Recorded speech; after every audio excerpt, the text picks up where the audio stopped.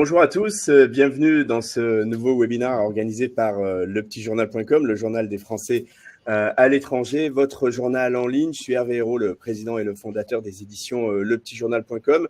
On va passer aujourd'hui 1 heure ensemble sur la thématique décalage, éloignement, anxiété. Expatriés, ne négligez pas votre santé mentale, un sujet de premier ordre, avec notre intervenante, notre experte Satinka Sanson, fondatrice et dirigeante de Feel Better Company, spécialiste des défis psychologiques en expatriation. Bonjour Satinka.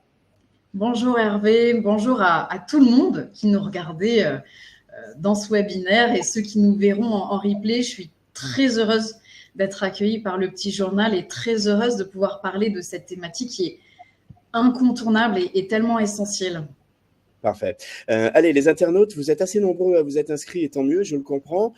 On a, comme je le disais, à peu près 1 heure ensemble. Donc, le plus important, c'est quand même de venir poser vos questions. Je pense que c'est pour ça que vous êtes là. On a la chance d'avoir Satinka avec nous une petite heure. Donc, il y a un petit onglet questions en bas à droite. Vous allez voir, je vais mettre un petit bonjour. Hop.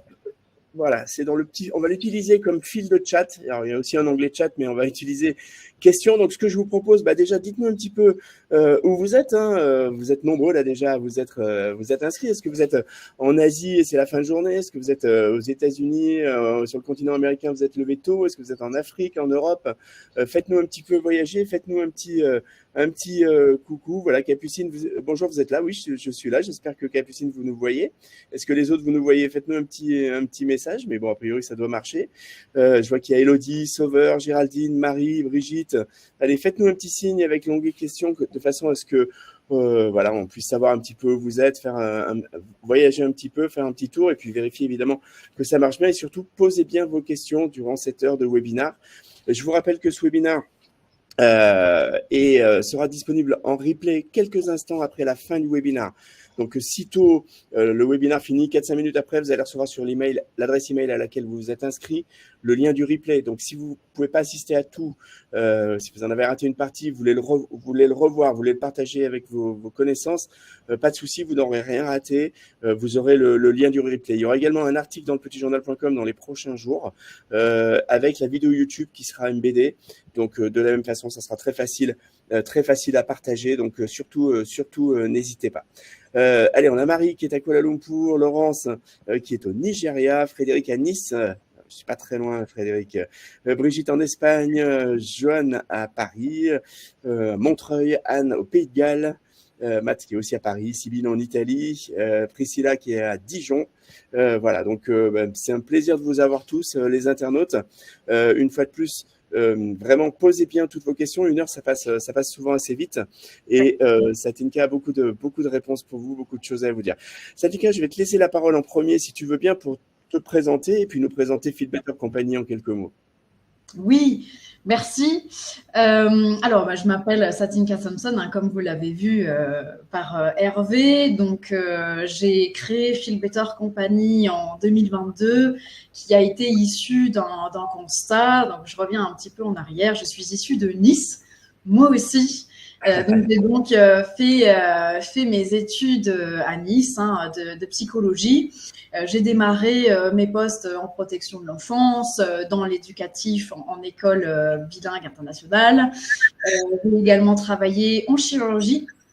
Et au cours de mes premiers postes, au bout d'un moment, je décide de partir à l'étranger. Et c'est au cours de mon expérience à l'étranger que je me rends compte de ce besoin énorme que les Français que je croise sur mon passage me communiquent, à savoir qu'ils n'ont pas d'accès à la santé mentale. Donc, lorsque je reviens à Paris, il y a maintenant de cela 6 ans en arrière, je commence un petit peu à travailler avec ce public.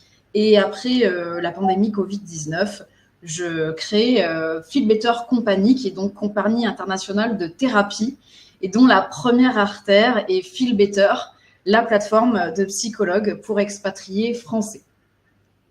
Parfait, très bien. Peut-être une première question, allez les internautes, posez bien vos questions.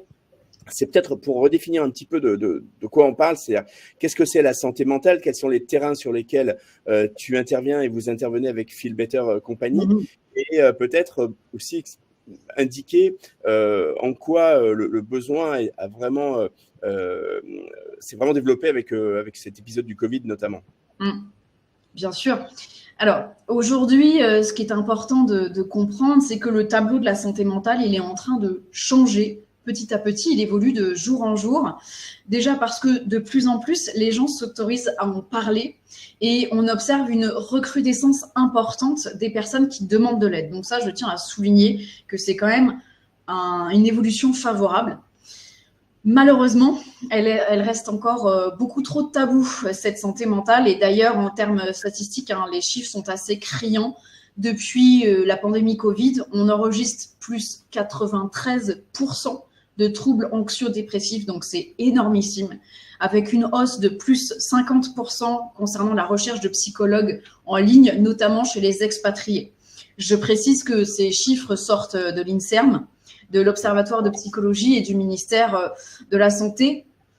Donc, on peut dire que la santé mentale, de nos jours, elle ne va pas très bien dans l'ensemble. Et c'est précisément pour cela que Feel Better existe, pour apporter une solution à ce problème.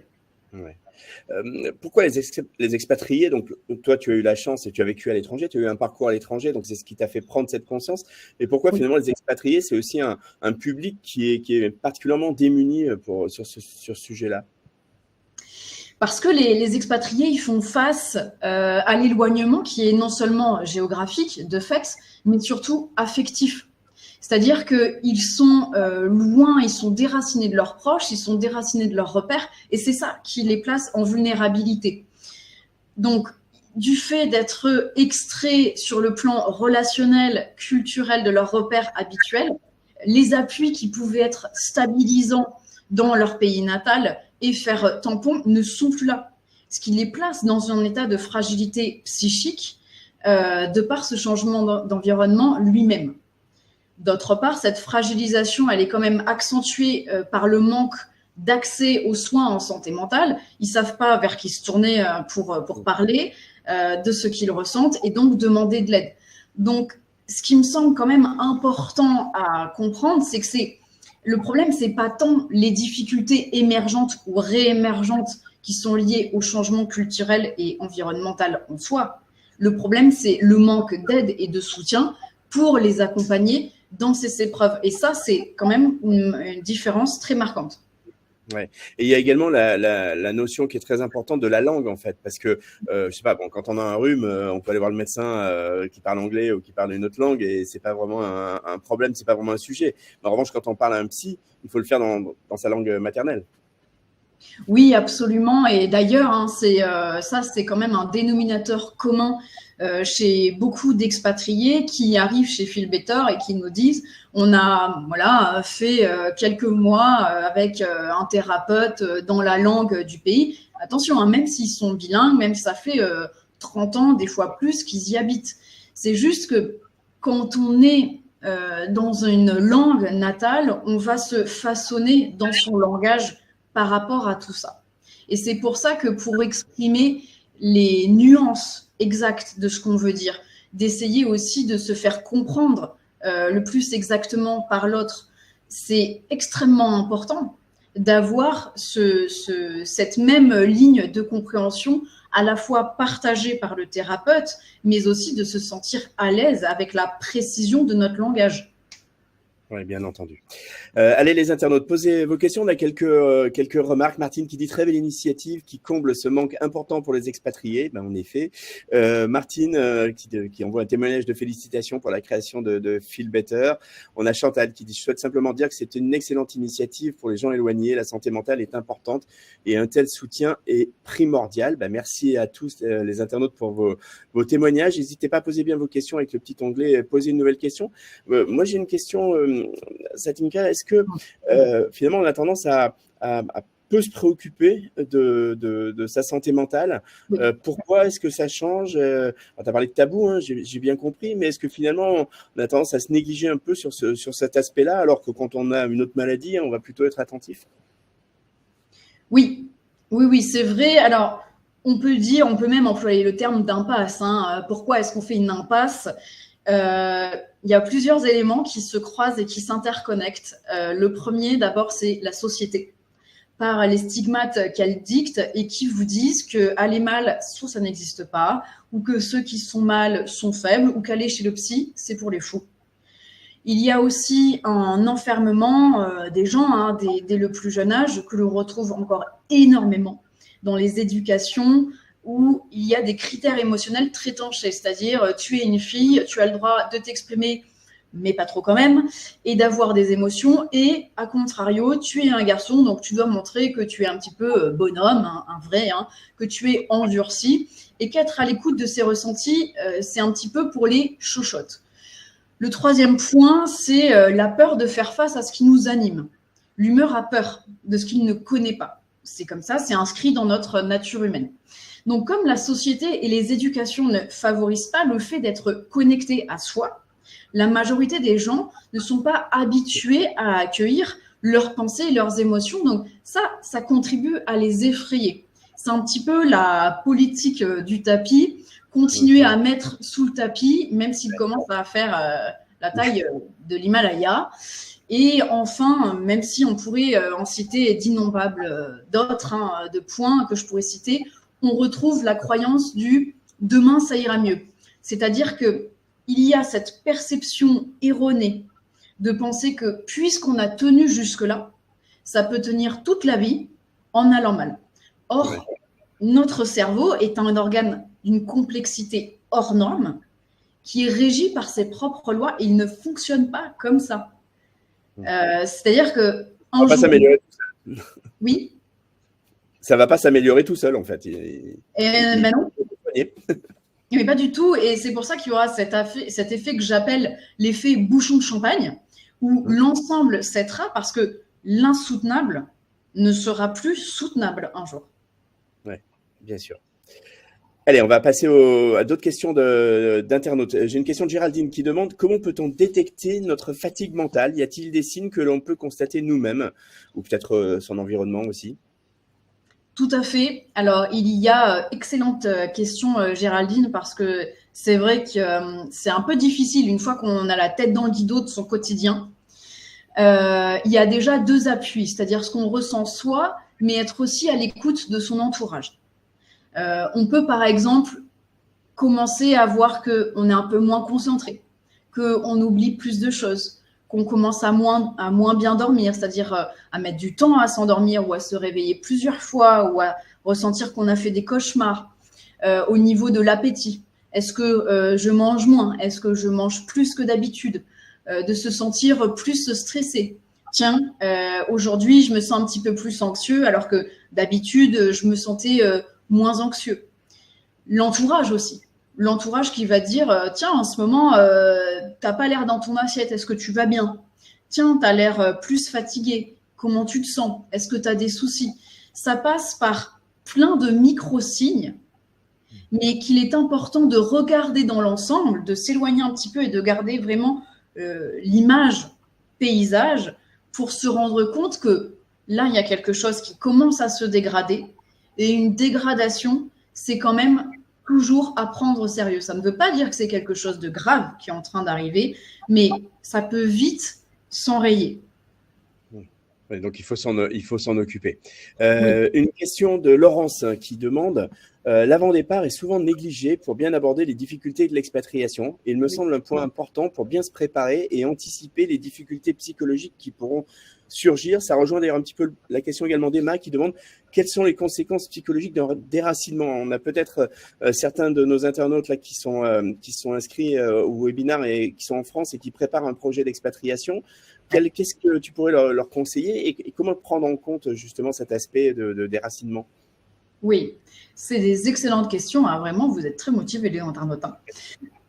Alors, effectivement, c'est une excellente question. Pourquoi? Parce que très souvent, et pas que d'ailleurs dans l'imaginaire des futurs expats, dans un peu tout le monde, l'expatriation, c'est l'effet carte postale. C'est tout va aller mieux, je vais changer de pays, je vais faire table rase, fresh start, repartir à zéro. Sauf qu'il faut bien comprendre que son vécu, on l'amène avec soi dans les valises. Donc déjà, s'il y a quand même une première indication que je donnerais, c'est faire le point sur où on en est soi-même. dans son rapport à soi-même, dans son rapport à sa vie.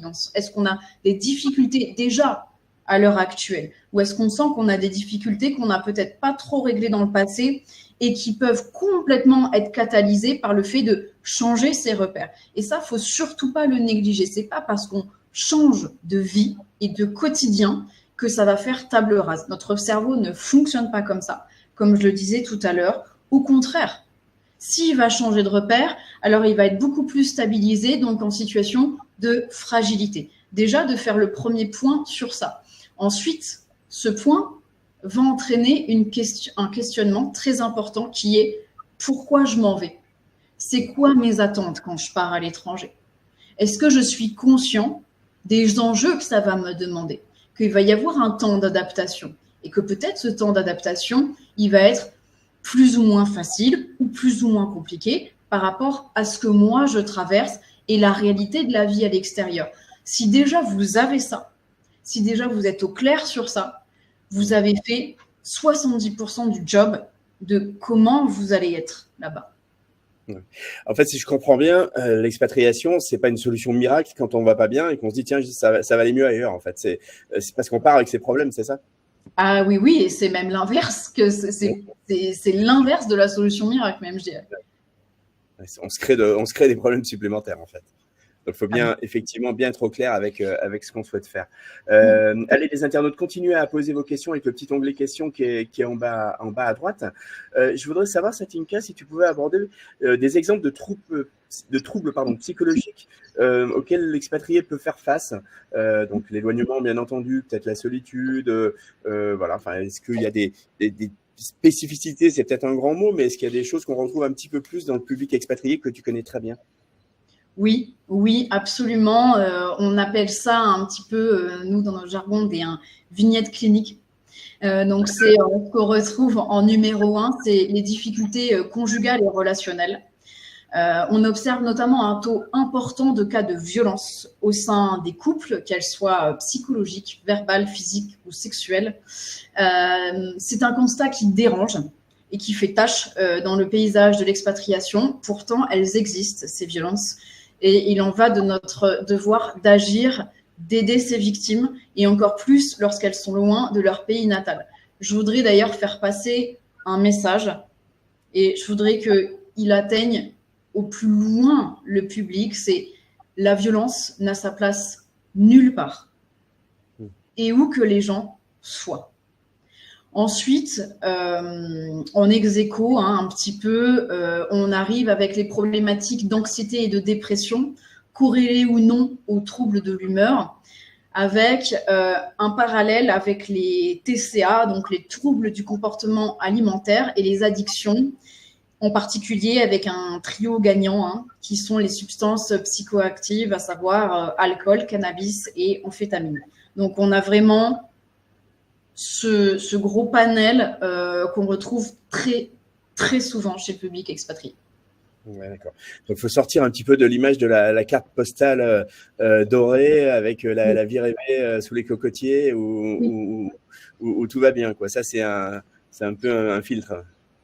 Absolument. Et d'ailleurs, ça fait partie aussi des témoignages des expatriés assez récurrents qui expliquent qu'ils ont du mal à parler à leurs proches parce que les proches, donc ceux qui sont restés en France, ont un petit peu cette image-là de ouais, mais ça va, t'es au soleil, ça va, t'as la belle vie, t'as tout pour toi, tu vis à l'étranger, un petit peu de quoi tu te plains. Mais c'est pas parce qu'on vit à l'étranger et que peut-être aux premiers abords on a une situation plus avantageuse que la réalité de ce qu'on vit, c'est celle-ci. Au contraire, il peut y avoir des contrastes beaucoup plus importants, beaucoup plus douloureux. Et je pense que c'est important que les gens, de manière générale, prennent conscience que l'expatriation, ça peut aussi avoir un revers de médaille très compliqué et qu'au plus on cristallise les gens dans ce fantasme-là, au plus ça rend le dialogue compliqué et ça les isole dans leur mal-être. On a une remarque de Anne qui dit « Ma plus grande difficulté est l'adaptation culture du pays d'expatriation. Je croyais qu'en Europe, la culture était plutôt reconnaissable, et bien pas forcément. C'est vrai que parfois, il suffit d'aller, même si on va pas loin, on se prend quand même un bon choc. Est-ce que cette dimension de choc culturel peut générer des troubles, des frustrations, des irritations? Bien sûr, parce que quand on grandit dans un pays, on grandit donc dans une culture. Et cette culture, avec plus ou moins d'influence, elle va venir co-construire notre identité. Donc, c'est-à-dire qui on va être en tant que personne vis-à-vis de soi et vis-à-vis du monde qui nous entoure. Lorsqu'on change de culture, c'est ça qui est très déstabilisant. Donc, forcément, vous pouvez aller dans un pays qui est limitrophe, mais où les gens ne vivent pas du tout de la même manière. Ils vont pas, par exemple, avoir du tout les mêmes codes culinaires ou les mêmes codes relationnels, que ce soit dans le milieu amical, professionnel, autre. Donc, pour ça, je dirais de peut-être plutôt privilégier des points de repère que l'on peut transplanter dans son quotidien. Je vous dis n'importe quoi. Vous étiez en France, vous aviez l'habitude de boire votre café le matin d'une certaine façon, d'essayer d'intégrer dans votre routine des points de chute dans votre journée où vous pouvez reconnecter par les sens et par vos habitudes ce que vous faisiez en France. Ensuite, c'est de ne surtout pas rester isolé et dans la solitude de ce qui vous manque. C'est légitime ce que vous vivez. C'est pas banal de changer de pays. Donc aussi de ne surtout pas penser que vous pouvez pas en parler ou que ça va paraître bête ou que ça va paraître pas grand-chose. D'en parler à des proches où vous sentez qu'ils sont à l'écoute, d'en parler à des gens autour de vous sur place qui sont sensibles à ces sujets. Et si vous sentez que ce n'est pas suffisant, vous avez personne, d'en parler à des professionnels, type les praticiens qui sont sur Feel Better, parce que ça a toute sa place d'avoir ce sentiment de décalage-là. Je pense que c'est particulièrement vrai et intéressant, Satinka, si tu me permets cette réflexion, parce que c'est vrai qu'on a aussi, on vit quelque chose avec l'expatriation que nos proches en France, qui l'ont pas forcément vécu, ne peuvent pas comprendre en fait. Et donc il y a une sorte de dialogue de sourds parfois il y a d'incompréhension en tous les cas qui se crée. Et je pense qu'on peut se sentir tout à fait seul, comme tu l'as dit, ou incompris en tous les cas. Oui. Et alors ça rejoint un petit peu la difficulté des proches, c'est-à-dire que c'est une forme de deuil de partir de son pays natal pour aller en expatriation. Sauf que c'est une forme de deuil qui se vit en simultané pour les proches qui restent. Et parfois, pour les proches restants, le fait de rouvrir cette brèche, de parler donc de l'absence, parce qu'un expat qui va venir parler de sa difficulté à vivre à l'étranger, pour le proche restant, ça va venir encore plus lui signifier que cette personne n'est pas là. Et parfois, par défense, il y a vraiment ce rideau qui reste fermé de « non, je ne veux pas parler de cela, donc je vais entretenir des clichés, je vais entretenir une vision extrêmement noir-blanc, très manichéenne et ne pas pouvoir être dans le dialogue parce qu'en réalité, ça me renvoie à ce que je n'arrive pas à gérer de ton absence. Donc, si on voit qu'il y a un dialogue qui n'est pas possible, et quelles qu'en soient les raisons, parce qu'au final, c'est même pas le sujet, les raisons de pourquoi il n'y a pas de dialogue. C'est le constat, il n'y a pas de dialogue, donc de ne pas rester dans cet isolement. Bien sûr. Allez, on poursuit les internautes avec vos questions. On a encore un petit peu de temps. Je vous rappelle que ça sera disponible évidemment en replay. Donc, il y a le petit onglet « Poser une nouvelle question » en bas à droite, mais vous êtes nombreux à avoir écrit. Donc, je pense que ça marche bien et que c'est assez facile. J'ai une question de Johan. En fait, on va peut-être parler un petit peu de Feel Better plus en détail. Johan demande, j'ai une question concernant le décalage horaire. Comment se passent les consultations? Et alors, j'ai une liste de questions de Matt qui veut plus connaître Feel Better. Il dit, alors, il a dit, où vous trouvez? Comment ça se passe? C'est pour qui? Combien ça coûte? Vous prenez en compte le décalage horaire? Disponible dans quel pays? Bon, bref, on va les faire l'une après l'autre. Mais déjà, un petit peu, comment ça? C'est une plateforme en ligne avec des experts derrière qui interviennent sur toutes ces problématiques, c'est ça? Oui, absolument. Alors, en fait, concrètement, pour répondre un petit peu à qu'est-ce que c'est Feel Better. Donc, Feel Better, c'est déjà toute première plateforme existante de psychologues pour les expatriés français. C'est-à-dire qu'on est vraiment les premiers à faire ça. Et dans la manière dont j'ai construit la plateforme, c'est 100% calqué sur le mode de vie et des besoins des expatriés. Donc, pour ça, hein, il y a plusieurs points, 100% adaptés à l'heure locale. En d'autres termes, que vous soyez à Tokyo, à New York, à Madrid, à Melbourne, bref, peu importe où sur la planète, tous les horaires de consultation sont en fonction de l'horaire local. C'est d'ailleurs pour ça que Feel Better tourne en 24/7, de sorte que le décalage ne soit plus un sujet. Donc, ça se met automatiquement sur la plateforme. En pratico-pratique, ça veut dire quoi? Par exemple, Joanne, tu veux prendre rendez-vous avec un praticien sur Feel Better. Il est 16h chez toi à Melbourne. Ça va s'afficher à l'horaire local du praticien. Donc, ça tourne comme ça en 24/7. Ensuite, les tarifs sont encadrés. Terminer les séances à $300 ou je ne sais combien. Aujourd'hui, les patients savent à quoi s'attendre en termes de tarifs et peuvent en bénéficier beaucoup plus librement. Nous sommes alignés sur les tarifs français de prise en charge. Donc, il y a une maîtrise du budget aussi thérapie beaucoup plus conséquent. En termes d'accessibilité, on ouvre la thérapie pour tous, c'est-à-dire que un patient sous autorisation parentale vérifiée peut consulter dès l'âge de 11 ans sur Feel Better. Nous prenons également en charge les adultes, mais aussi les couples et les parents pour répondre à n'importe quelle problématique selon les expertises de chaque praticien. Enfin, il y a une... Oui. Vas-y. Non, vas-y.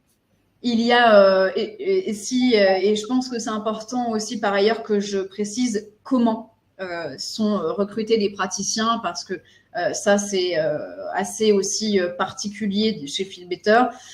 Mais avant ça, donc on a une méthode innovante de thérapie, parce que être déraciné et bousculé dans ses repères majore le besoin de présence thérapeutique. C'est pourquoi j'ai créé une méthode de thérapie qui, à ce jour, n'existait pas et qui renforce considérablement l'effet thérapeutique malgré la distance.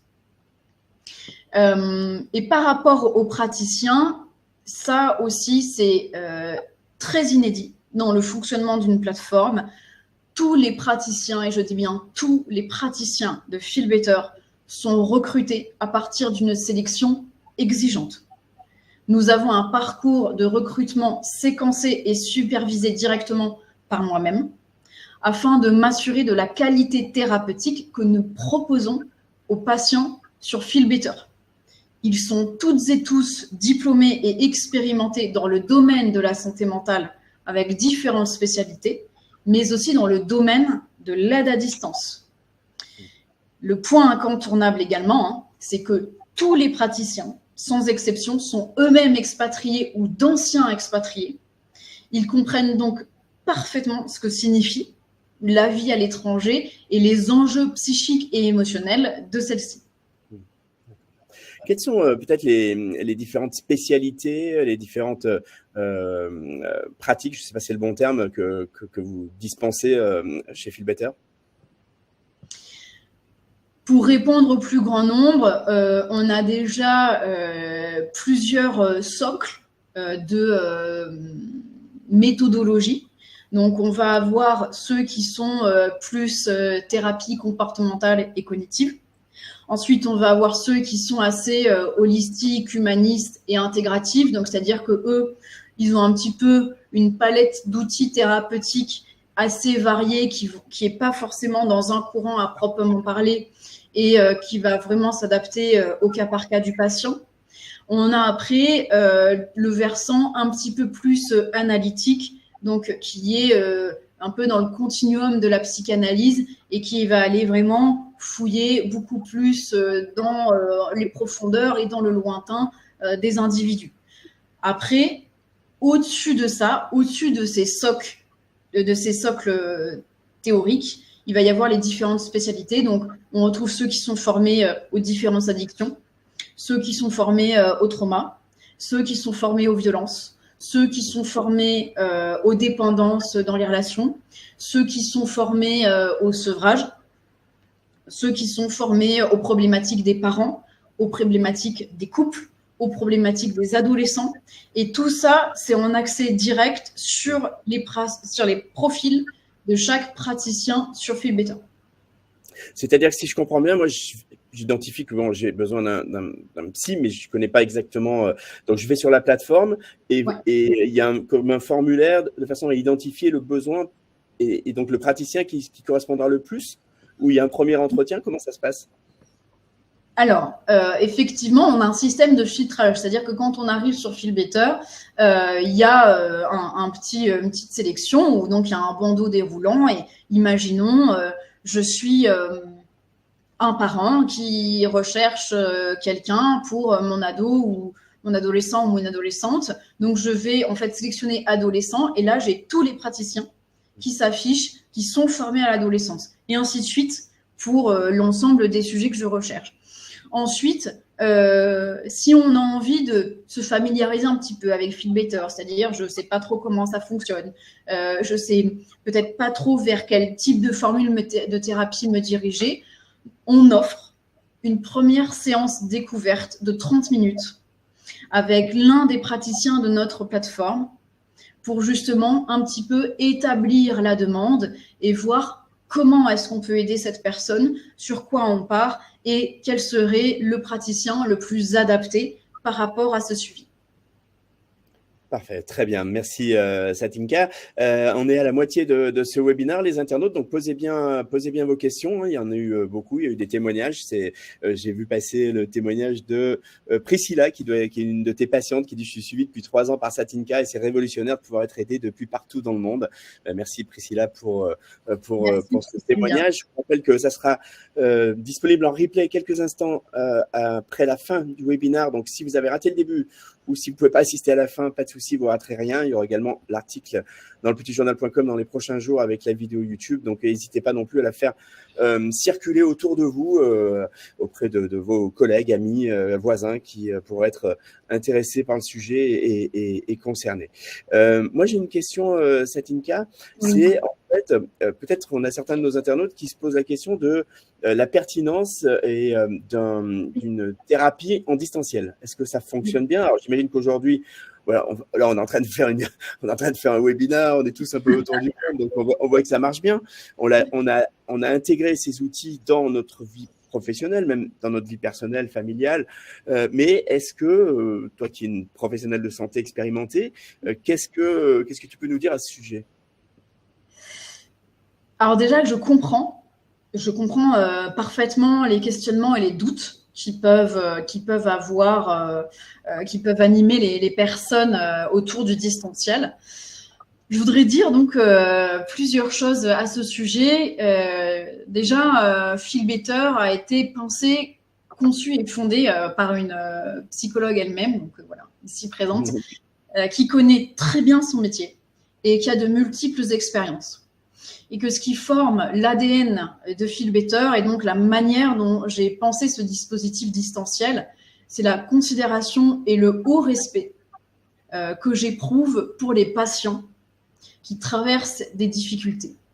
Et c'est ce qui a construit le cœur de la pratique de Feelbetter et ce qui en fait toute cette qualité qu'on ne trouve nulle part ailleurs.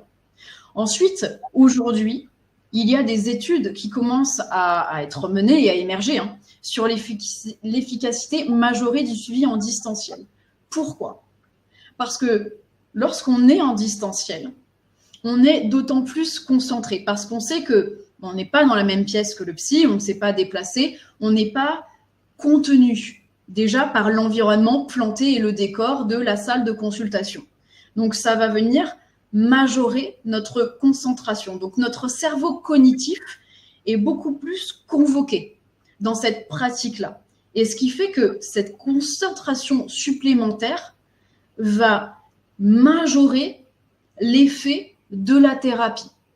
En parallèle, je tiens à annoncer que nous menons nous-mêmes, donc au sein de Feelbetter Company, nos propres études à ce sujet, afin d'établir des résultats cliniques fiables qui permettent de rassurer et de valoriser le suivi à distance.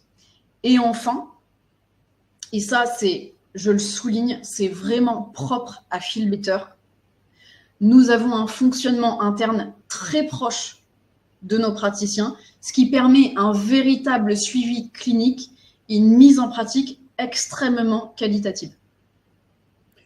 Parfait. Une question de Géraldine qui demande en France aussi, on peut consulter Feel Better sans pour autant être expatrié. Alors, je pense que la réponse est bien sûr oui. On peut aussi venir dans le centre que vous avez à Paris, c'est ça? Si on préfère être en présentiel. Oui, absolument. C'est d'ailleurs déjà le cas, hein. On a des personnes qui, étaient soit déjà suivies et qui n'étaient pas spécifiquement expatriées. Et on a aussi nouvellement des personnes qui donc résident en France et qui n'ont pas du tout pour projet l'expatriation et qui ne l'ont pas forcément connu avant et qui viennent chez nous pour deux raisons principales. C'est déjà notre souplesse horaire, puisque du fait qu'on tourne en 24/7, il y a des personnes qui peuvent nous consulter très tôt le matin ou assez tard le soir en raison de leur profession et qui peuvent aussi nous consulter le samedi et le dimanche. Donc ça, c'est extraordinaire, hein, franchement, en termes d'accessibilité en santé mentale, mais qui toquent aussi à notre porte parce que on est très carré sur notre sélection de praticiens et ça, c'est très apprécié. Aujourd'hui, c'est hyper difficile de savoir à qui on a affaire quand on démarche un psy, d'autant que c'est quand même une démarche intime. On va venir parler de soi, on va venir parler de nos difficultés et de notre passé. C'est pas rien d'aller consulter un psychologue, c'est encore plus poussé que d'aller consulter un médecin.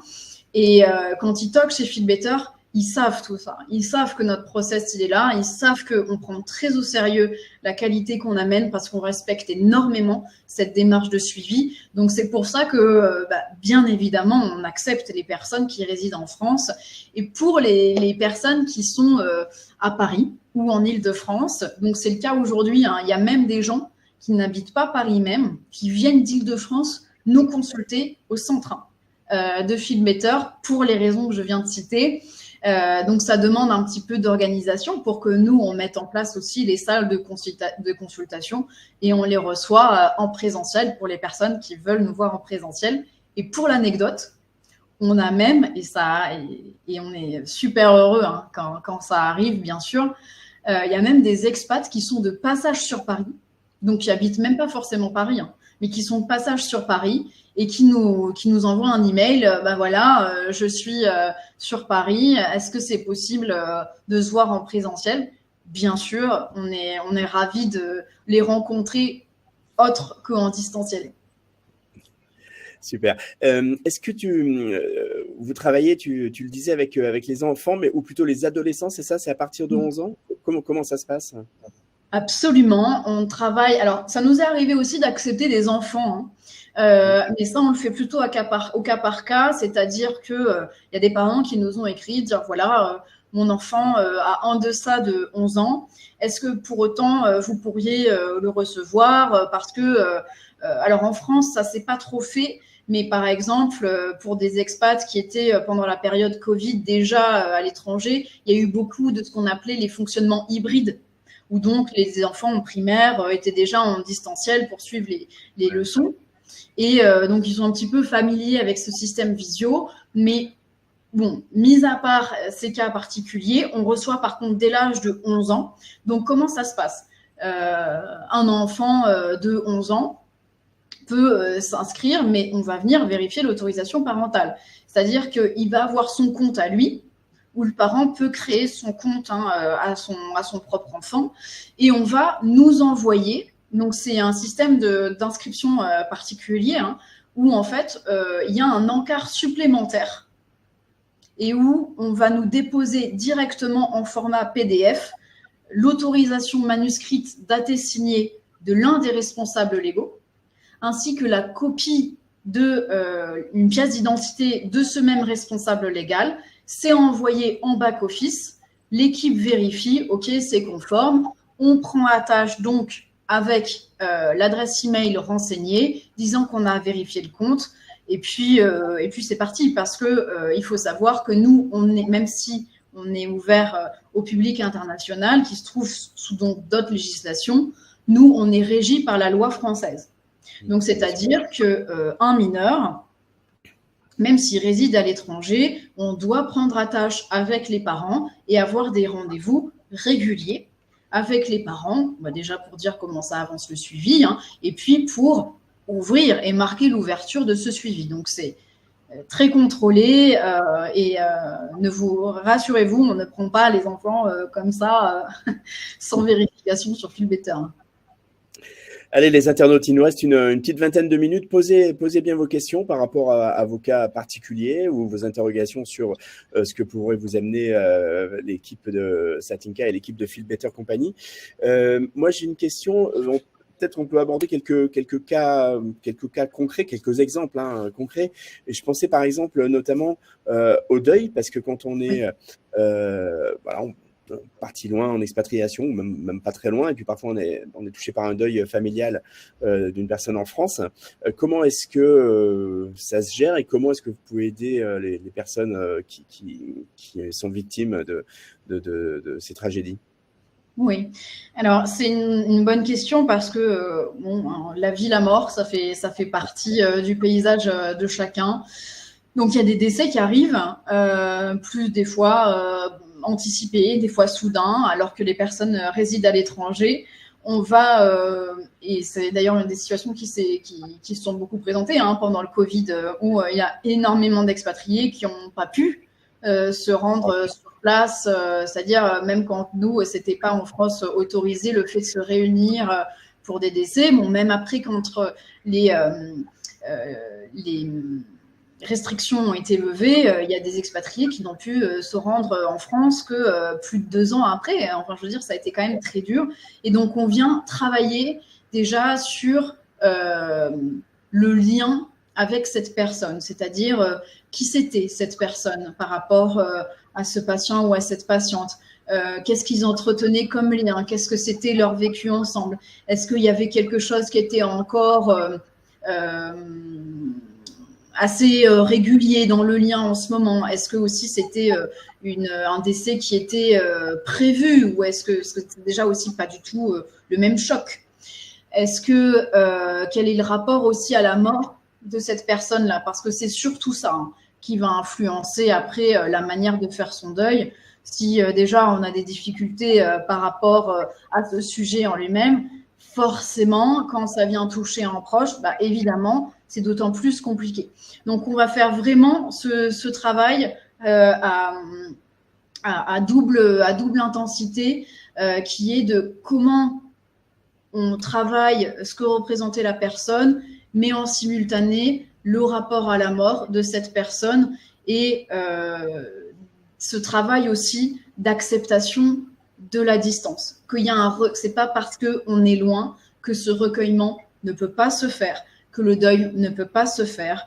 En fait, c'est surtout intérieur, que vous soyez à 1 kilomètre de la personne ou que vous soyez à 10 000, ça ne change pas grand-chose au final.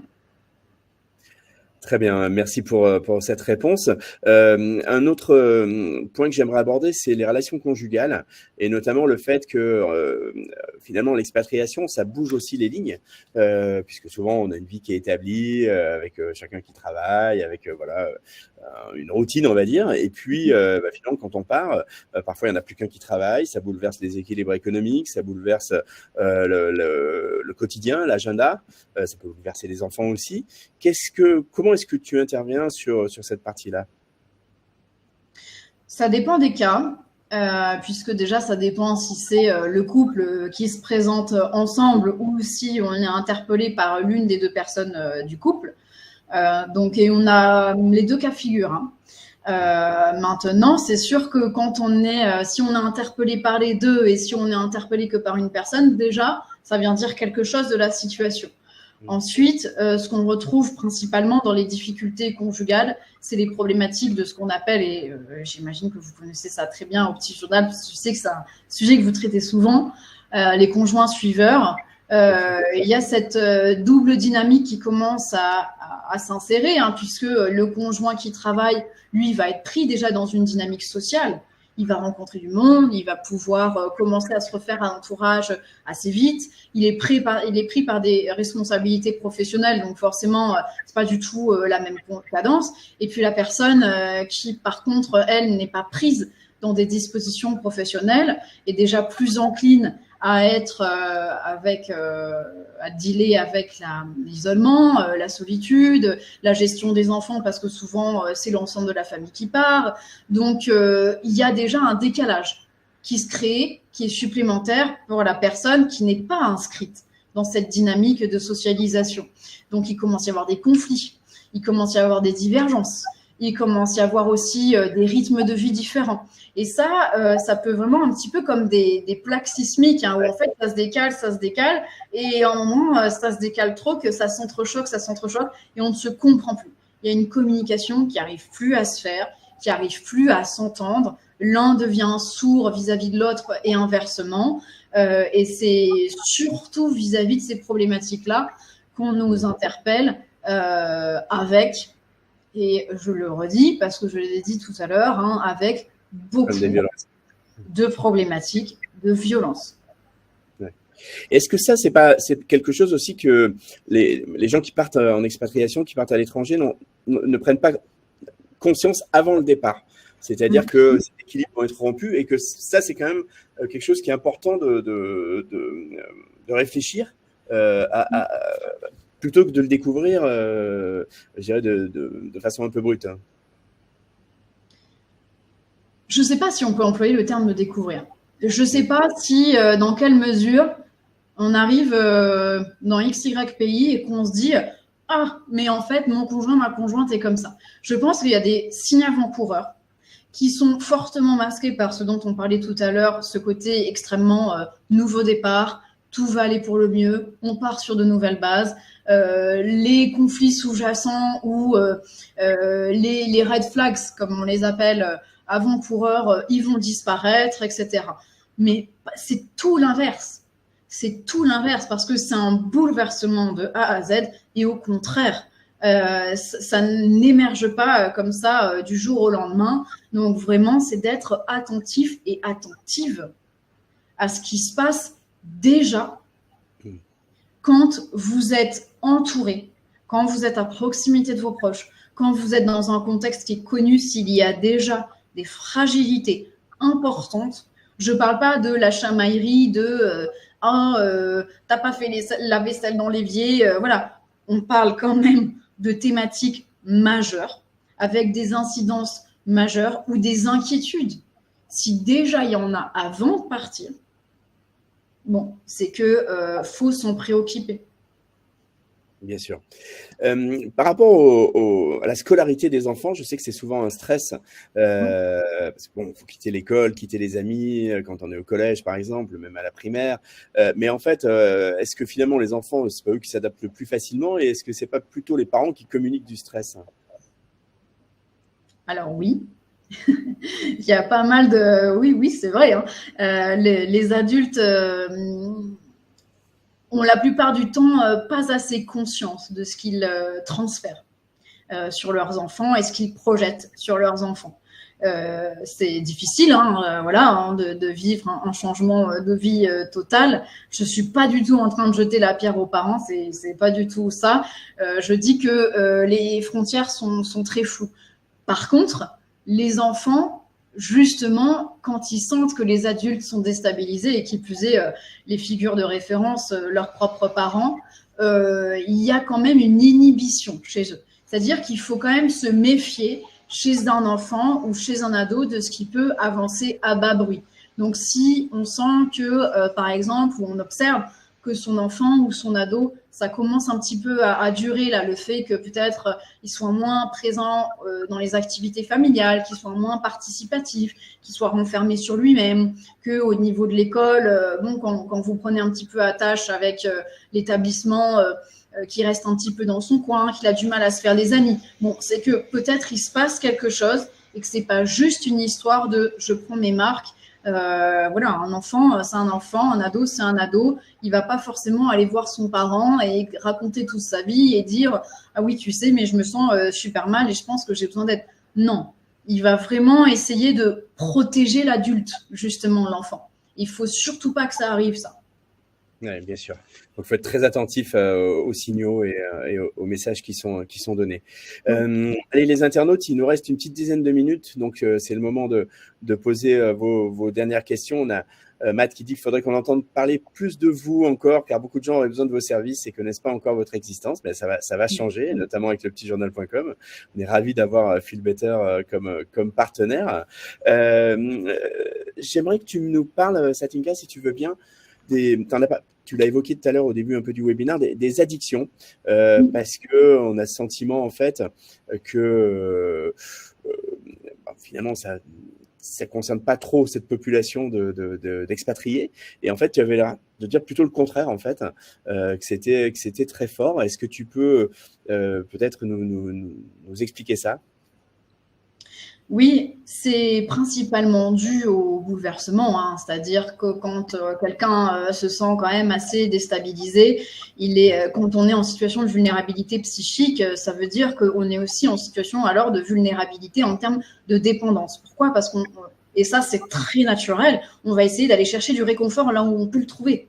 Ouais. Donc, un glissement est très vite arrivé, hein, et on va essayer d'aller chercher, j'en parlais à l'instant au sujet des enfants et des ados qui vont avoir cette inhibition.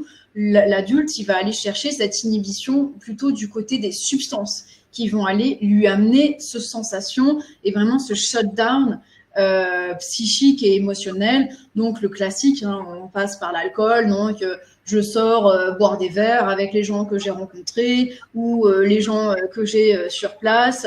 Sauf que on commence à faire ça quelques soirs par semaine, puis après une fois tous les 2 soirs, et puis après une fois tous les soirs. Puis après, en fait, on trouve que ouais, ça nous aide pas mal. Pareil sur les prises de cannabis.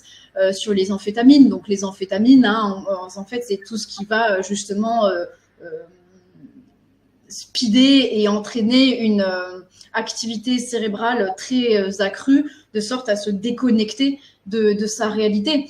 Donc, on a l'image extrêmement cliché des personnes qui ont des addictions, un petit peu comme le film à la Requiem for a Dream, que c'est des gens qui sont complètement en marge de la société, mais pas du tout. Pas du tout. Tout le monde est entouré de gens qui sont victimes d'addiction. C'est pas une honte.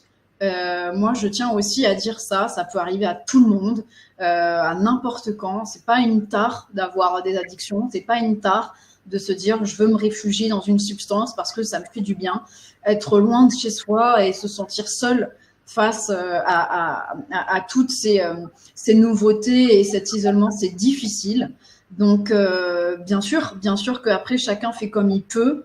Maintenant, c'est pas une fatalité de se sentir accroché à des substances. Il y a des professionnels qui sont là pour ça. Sur Feel Better, on est pratiquement tous formés à ça. On prendra le temps que ça prendra, et personne n'est jamais figé dans un état. Et ça aussi, c'est un peu tabou en fait. Donc là, le message que tu délivres, c'est de dépasser ça, parce que comme tu le dis, on a affaire plus à des gens qui sont malades en fait, enfin qui ont un souci, Oui. qui ont des difficultés que la notion qu'on peut avoir autour du côté festif, plaisir, etc. Bien sûr. Il n'y a pas de honte à aller voir quelqu'un, quel que soit son problème. Il n'y a pas de honte à ça. Il faut vraiment comprendre qu'une souffrance, elle n'a pas d'échelle, elle n'a pas d'étiquette. C'est une souffrance et point. Et que cette souffrance, ce soit parce que je prends 3 verres d'alcool, ou parce que je prends un joint, ou parce que tous les week-ends, quand je sors, je prends de l'AMD ou je sais pas quoi, ou parce que je fais une dépression ou des crises d'angoisse. Oui, ça reste des difficultés et on n'a aucun jugement à avoir sur ça. On n'a aucun jugement à avoir sur la santé mentale. Il n'y a pas de honte, il n'y a pas de culpabilité, il n'y a pas de fatalité non plus. Donc, demandez de l'aide. Bien sûr. Laurence nous demande si vous intervenez sur l'addiction également pour les ados aux écrans et aux jeux vidéo. Oui. Oui. Voilà la réponse, Laurence. Et Martine demande combien de psychologues interviennent au sein de Feel Better aujourd'hui? Pour le moment, nous sommes 8 à tourner en 24/7. Donc, je dis on puisque je fais partie aux côtés. J'ai un peu cette double casquette moi, sur Feel Better. Je ne suis pas autant que les autres praticiens. Mais pour le moment, on est 8 et où on ouvre régulièrement des sessions de recrutement puisque pour notre plus grand bonheur et pour la plus grande assistance de toutes et de tous, on s'agrandit au fur et à mesure. Donc, ça veut dire que voilà, on fait des sessions de recrutement régulièrement. Parfait, très bien. Allez, c'est le moment des toutes dernières questions, les internautes. Peut-être tu veux nous parler, on aborde un tout petit peu le point, enfin, Oui. de la dimension de l'éloignement. Et vous intervenez aussi d'ailleurs sur les familles qui sont en France? Bien sûr, on est tout à fait ouvert parce qu'on se rend compte que c'est difficile. Hein. Il y a, comme je l'évoquais tout à l'heure, un petit peu cette friction autour de la communication qui se durcit un petit peu aussi du côté de l'entourage qui, pour un certain nombre, n'ose pas dire aux personnes qui sont parties, surtout quand l'expatriation se passe bien en plus, de dire, ben voilà, je n'arrive pas à gérer ton absence, pour moi c'est super difficile. Notamment, c'est assez fréquent pour 2 types de profils, les parents séparés, notamment, où c'est assez douloureux et difficile à gérer. Et pour les grands-parents, ils n'osent pas forcément dire bah, les petits-enfants nous manquent, on a envie de les voir plus souvent, voilà. Donc, on est aussi là pour ça, pour accueillir la parole de l'entourage, parce qu'on sait bien sûr que l'éloignement, ça va dans les deux sens et c'est pas que par rapport à celui qui est parti. Hein. Bien sûr, bien sûr. Allez, on arrive au terme de ce webinaire. Je vais te demander, Satinka, quelques mots de conclusion, mots de la fin. Je pense que le message, c'est, tu l'as dit tout à l'heure, c'est faut pas hésiter à demander de l'aide. Hein. C'est vraiment ça le plus important. Oui. Et Feel Better a une sincère vocation à aller briser le tabou de la santé mentale. Il n'y a pas plus de honte à aller voir un psy que d'aller voir son médecin parce qu'on a la grippe.